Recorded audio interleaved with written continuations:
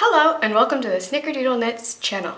I am Jessica, the knitter and designer behind Snickerdoodle Knits, and in this video we are going to demonstrate how to perform an SSP, or a slip, slip, purl.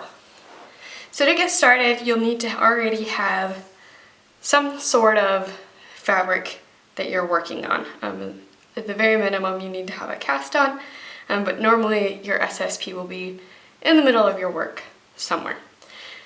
So for this demonstration, I'll just go ahead and knit 2. So here I have knit 2, and now we will start the SSP. The SSP, like I said, is a slip, slip, purl. So since we'll be purling, we'll need our yarn in front. Because it is purled, this is a stitch that you typically will perform amongst other purl stitches and not knit stitches like here. So to start, you will slip 2 stitches knitwise individually from the left needle to the right needle. So now you can see those stitches have been twisted.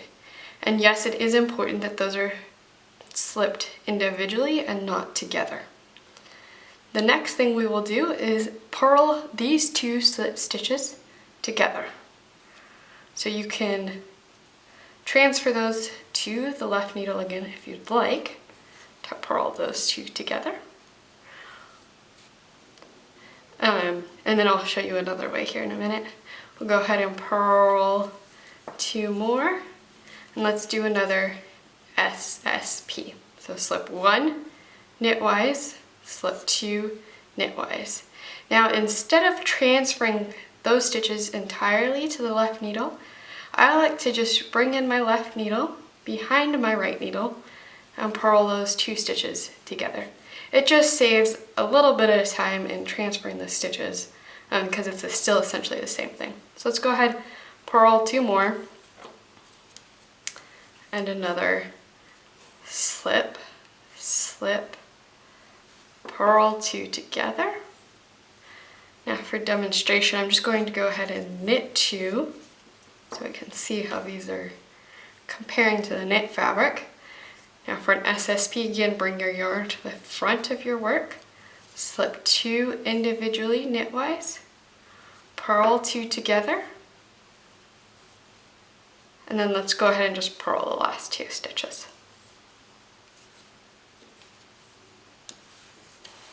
So here we started with 2 knit stitches, just plain knits. And then here's our SSP, which decreased 1 stitch. And then we have 2 purl stitches. So you'll notice that this SSP, it blends in well with the purl stitches, but of course it does not blend in well with the knit stitches. So as I mentioned before, this would be a decrease that you typically would use on a purl side of a fabric. So rather than like a knit 2 together or something on the knit side, this is more similar to like a purl 2 together on the purl side. And then again we have our 2 purl stitches. This is the next SSP, 2 purl stitches, the next SSP, and this is where I knit 2. So you can see what the SSP looks like next to the knit stitch, and our last SSP before our last 2. There you go! Now you know how to perform an SSP, or a slip, slip, purl 2 together. This is a simple decrease often worked on the purl side or the wrong side of a fabric. It also slants the stitches, which is why you would use it instead of a purl 2 together.